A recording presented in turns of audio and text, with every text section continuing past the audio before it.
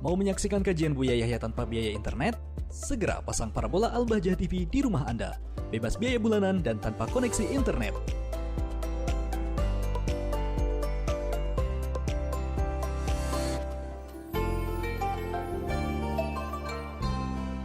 Baik, sudah banyak pertanyaan bergabung. Baik, kita angkat pertanyaan sudah bergabung melalui via telepon. Halo, Assalamualaikum. Waalaikumsalam. Baik, dengan siapa di mana? Dengan hamba Allah dari Medan. Baik, kita bersalat terlebih dahulu. Allahumma sholli ala sayyidina Muhammad wa ala ali sayyidina Muhammad.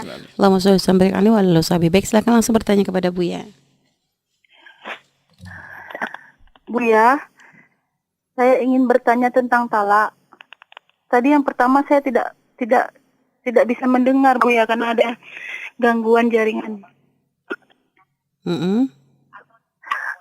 Buya, saya ingin bertanya tentang talak, tapi sebelumnya saya ceritakan dulu ya Buya, kisahnya dari awal kejadian agar Buya mudah memahaminya.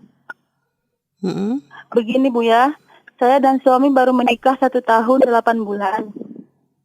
Tapi Buya, suami kalau lagi marah dan lagi ribut sering kali bibirnya cepat berucap cerai. Waktu 3 bulan pernikahan, kami dan suami ribut besar Buya.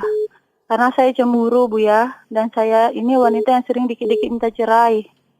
Akhirnya saya ribut itu, suami sempat memukul dinding dan sempat pukul saya, serta mencekik saya Buya. Lalu mengatakan, aku ceraikan kau malam ini juga. Dan setelah berucap kami sama-sama menyesal Buya. Dan kami langsung berhenti berantem. Lalu besoknya kami tanya ke Ustadz bagaimana kata-kata talak itu, dan Ustadz mengatakan jatuh 1. Lalu diajarkan buat rujuk, lalu kami rujuk. Kalau menurut Buya, apakah ini termasuk jatuh talak Buya? Yang kedua Buya, saat itu suami lagi di luar kota kerja Buya, dan saya lagi butuh uang buat makan. Dan saat itu suami juga larang saya menjaga mama yang lagi sakit di rumah sakit. Lalu kami saling otot-ototan bicara di HP, juga didasari cemburu Buya. Dan tak saling percaya kali Buya. Dan posisi saat itu Buya, suami lagi banyak tekanan, baik di kerjaan maupun di keluarga Buya. Lalu suami mengatakan aku cerai kau malam ini juga, dari telepon Buya. Dan seketika itu juga kami sama-sama menyesal. Besok paginya suami minta maaf Buya. Dia lagi tertekan saat itu, apakah jatuh talak Buya? Dan yang ketiga Buya, setelah 1 tahun lebih menikah, kami berantem di HP dengan SMS pamit penuhi undangan rewang bantu tetangga, masak-masak tetangga, dan ada acara kenduri Buya. Suami larang saya, tapi saya merasa nggak enak. Selama menikah saya dilarang ikut pengajian maupun wirid dan berteman dengan tetangga. Dan saat itu saya melawan Buya, karena tak enak dibilang sama orang kampung sombong. Maka saya pergi aja Buya. Lalu suami saya dengan mengatakan, aku talak kau sekarang juga, kau bebas sekarang, dengan SMS Buya. Dan besoknya dia telepon, dia bilang dia tidak ada niat mentalak saya melalui SMS itu Buya, melainkan hanya menggertak saja, memberi pukulan gitu Buya, agar saya tidak melawan. Apakah menurut Buya jatuh talaknya? Dan 1 bulan setelah berucap itu beliau dapat cuti pulang Buya, dan menjelaskan itu tidak diniatkan. Dan karena was-was, rasa sakit saat itu Buya, dengan ucapan suami yang memaki dengan sebutan hidung babi. Jadi 2 malam pas suami pulang, saya ada berantem lagi Buya, karena saya masih sakit hati. Tapi saya udah memaafkan juga Buya sebenarnya.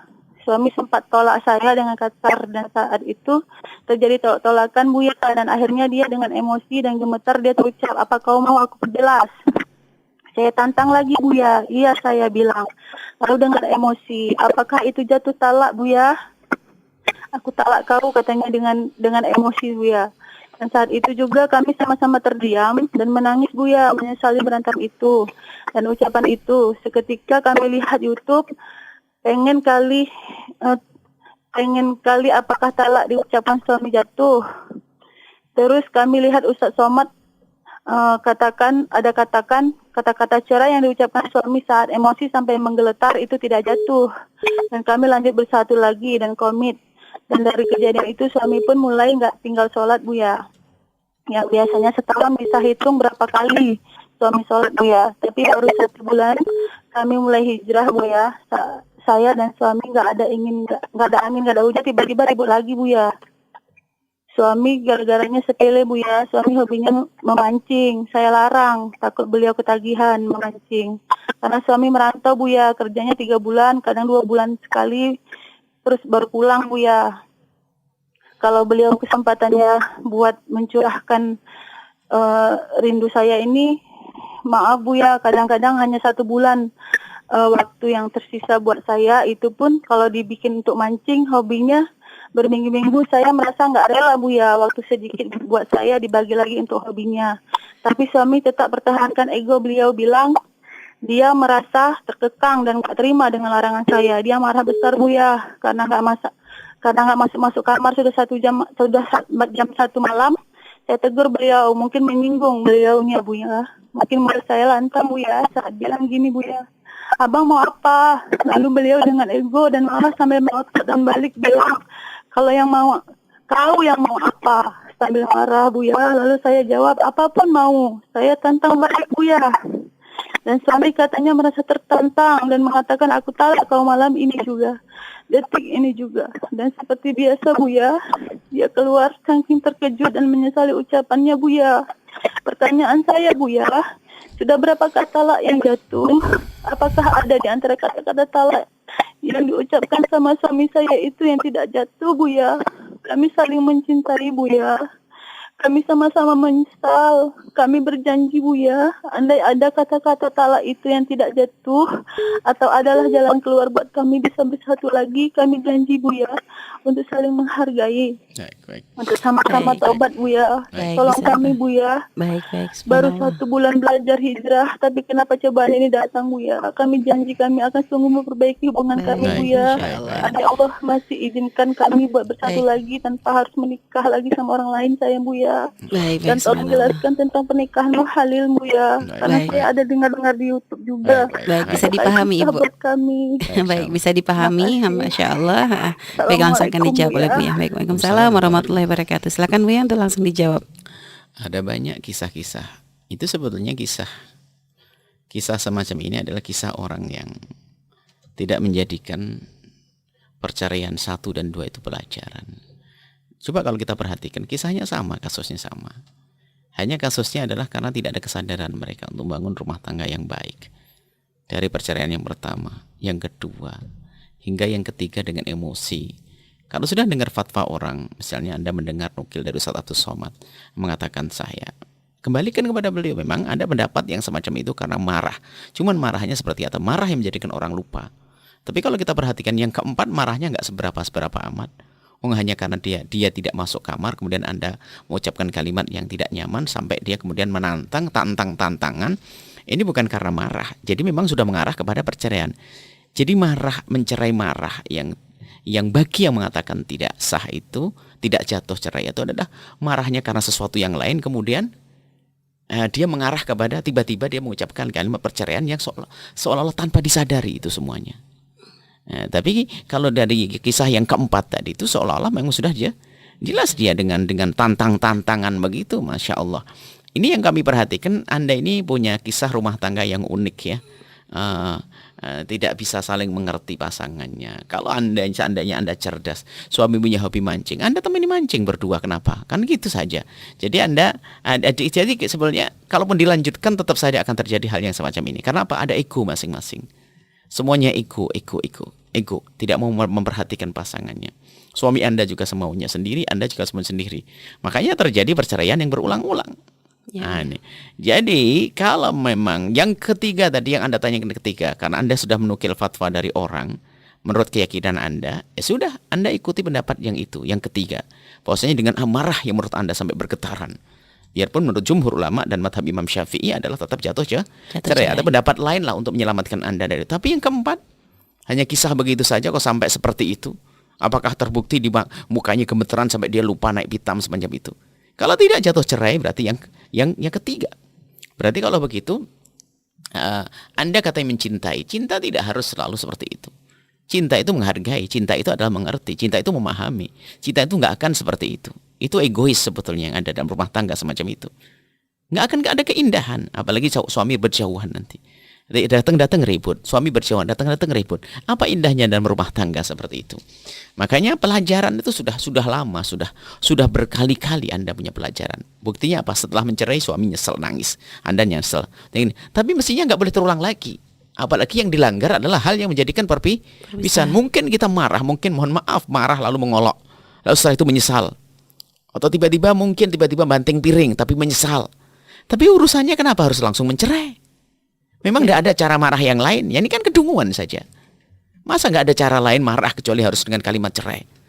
Nggak punya senjata kecuali itu tuh bagaimana? Nah ini kalau suami tidak diberi pelajaran nanti sama terulang-ulang lagi. Nanti izin begitu lagi. Karena apa? Belum mau belajar. Anda belum mau belajar, suami belum mau belajar. Dan sepertinya kalau kita amati dalam perjalanan panjang begitu terus, saya tidak pernah melihat kisah keindahan kok. Sebulan gara-gara mancing saja Anda mempermasalahkan sampai ribut marah. Lalu dia tidak mau masuk kamar. Mestinya dia hobinya bukan suatu hobi yang haram kan? Bukan nyolong, bukan ini, mancing, tinggal temani saja Anda bawa nasi bungkus ke sana kan selesai. Nah, kan? Jadi kadang-kadang kecerdasan itu kurang karena memang kesenangan atau mungkin Anda sudah tidak menyenangkan di rumahnya maka dia harus mancing. Anda benar diri dong kan begitu. Jadi semuanya serba mungkin. Mungkin ini mungkin itu. Tadi permasalahan juga kan yang ketiga juga karena dia membantu ke tetangga, suami marah gitu juga. Sebelarang. Sebetulnya mungkin ya sama seperti halnya suami Anda tidak ingin dia mancing, maka sebenarnya dia mungkin tidak mau ke tetangga supaya waktunya tidak habis. Anda sendiri maksa. Ini kan egois semuanya. Alasannya Anda tidak enak dan sebagainya. Kalau masalah tidak enak, suami dulu dong dalam hal ini dipatuhi. Jadi kelihatannya semuanya dengan ego. Dan kami sampaikan kepada semua yang berkeluarga. Kalau semuanya mendahulukan ego seperti ini, kisah ini nggak akan abadi, nggak akan indah kisah itu. Nggak akan indah kisah itu. Kalau seandainya misalnya, kalau suami yang baik, lihat keadaan tetangga, ngadain acara, ya istri mau ikut cawe-cawe, ya bangga dong, istrinya termasuk orang yang ngerti dalam bersosial. Tinggal dibekali saja, yang penting jangan ngomongin yang nggak di sana ya sayang, gitu selesai. Diantarkan, dijemput, kan enak. Bukan itu saja marah, mancing marah, ini marah, hidup kayak apa? Cuman kalau kita baca dan kita harus duduk benar dengan suaminya. Jadi kasus perceraian tidak bisa Buya selesaikan di semacam ini. Buya harus mendengar dari dua belah pihak, ya kan? Nah, jadi kalau perceraian harus dari dua belah pihak untuk bisa dihukumi sebagai cerai yang sesungguhnya.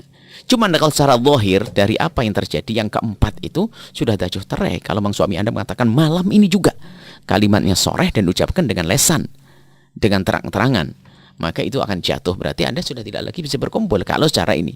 Cuman kalau memang Anda perlu kepastian, ini bisa saja telepon secara langsung. Nanti dia ingin bertanya kepada suami Anda. Baik, kemudian setelah itu, selagi Anda sudah pernah bertanya kepada seorang ustadz, jawaban apapun Anda dengar sudah selesai. Anda jangan bertanya lagi kepada yang lainnya, karena apa? Khawatir malah justru Anda akan menjadi tidak biasa patuh dengan syariat. Ya, itu saja, insya Allah. Semoga Allah menjaga Anda. Semuanya belajar. Itu unik. Tidak boleh kejadian-kejadian rumah tangga seperti Anda ini kepada orang lain, insya Allah. Cukuplah. Kalau memang Anda ingin tobat, nanti setelah ada keputusan, coba setelah telepon kami ingin tahu. Kalau harus berpisah. Kalau muhalil adalah seorang istri yang sudah dicerai 3 setelah masa iddahnya selesai, maka menikah dengan laki-laki lain. Kalau bahagia lanjutkan. Kalau tidak bercerai. Yang jelas tidak boleh niatnya untuk kembali kepada suami yang pertama. Sudah dilukai, dibilang mulut babi dan sebagainya, masih banyak. Ini ada kan yang luka-luka semacam itu. Anda mungkin sangat memaafkan.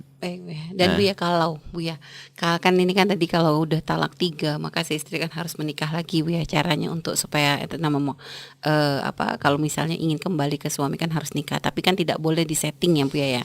Nah misal Buya, kadang ya bagi seorang wanita kadang kan tidak gampang untuk maksudnya nggak gampang untuk ngelamar atau apa gitu Bu ya. Ya mereka kadang sebagai perempuan ya menunggu gitu kan Bu ya. Nah ini misal Bu ya, satu sisi belum ada yang ngelamar nih Bu ya. Sedangkan mohon maaf dia punya hajat kuat gitu untuk misalnya dalam masalah mohon maaf memenuhi syahwatnya. dan yang misalnya yang selalu mencoba untuk bisa kembali menikah dengan dia tuh ya mantan suaminya itu gitu loh Bu ya. Dengan kondisi gini, satu sisi nggak nemu orang yang ibaratnya bisa menikah dengan dia, padahal ya dia sendiri ya kalau memang ada ya dia akan menerima gitu tuh Bu ya. Cuma misalnya nggak dilawan, satu sisi syahwat ada, tapi ternyata yang ada cuma mantan suaminya, itu pilihannya seperti apa Bu ya kalau saya seperti itu Bu ya? Nggak bisa, harus ada muhalil, harus menikah dengan laki-laki lain. Jadi kalau udah kayak gitu kan kata Buya kan menyiapkan muhalil, di setting muhalil kan juga bukan suatu hal yang Atas dibenarkan. musta'ar Ya. adalah haram, akan tapi keharaman di sini ya, kalau memang naudzubillah ya subhanallah, suami istri yang mungkin tidak bisa dipisahkan, apalagi perceraiannya adalah karena tidak sengaja, tapi jatuh cerai 3 dan menyesal, sudah punya anak banyak, dan sebetulnya selama ini nggak ada masalah. Dan kalau dipisah kayaknya mustahil dan sebagainya. Kalau dibiarkan akan tadi perzinahan, maka bisa saja muhalilnya ini adalah pelanggarannya adalah sebuah kesalahan dengan muhalil yang direncanakan, tapi tidak segede jika dibiarkan lalu melakukan zina. Akhirnya akhafud dhararain. Bisa saja muhalil pinjaman namanya tes musta'ar, kambing-kambing pinjaman, naudzubillah dosa, tapi tidak segede dosa di zinanya. Bisa saja hal itu dilakukan. Tapi tidak boleh ngentengin juga Bu. Tidak boleh ngentengin. Tapi artinya maksudnya justru tujuan daripada muhalil ini adalah agar sang suami ini belajar bahwasanya sang wanita pun boleh merasakan kebahagiaan dengan laki-laki lain. Banyak yang dengan muhalil gak mau lagi kembali suaminya kok. Dicoba dulu seharusnya, karena ini petunjuk syariat. Bisa saja setelah menikah dengan laki-laki yang berikut ini dia bahagia. Gitu Bu ya. Dia bahagia. Jadi kalau suami nyariin orang ya masih diperkenankan Bu ya untuk menikah dengan istrinya gitu Bu ya. Bu ya. Jadi suami yang mencarikan orang lain. Bisa saja, tapi kalau senang biarkan. Ini kan pernah kejadian seorang suami karena salah mencerai istrinya, akhirnya apa? Minta tolong kepada sahabatnya untuk menikahinya. Sahabatnya orangnya sangat baik. Setelah dinikahi sama sahabatnya, tidak mau balik lagi. Sahabatnya istrinya 2, dia istri nggak punya istri. ya karena apa? Karena beri kesempatan istri, jangan dizalimi dong. Gitu ya. Jangan dibuat seenaknya. Diberi kesempatan untuk bahagia, untuk senang seperti itu. Baik Bu ya, subhanallah Bu ya, terima kasih Bu ya.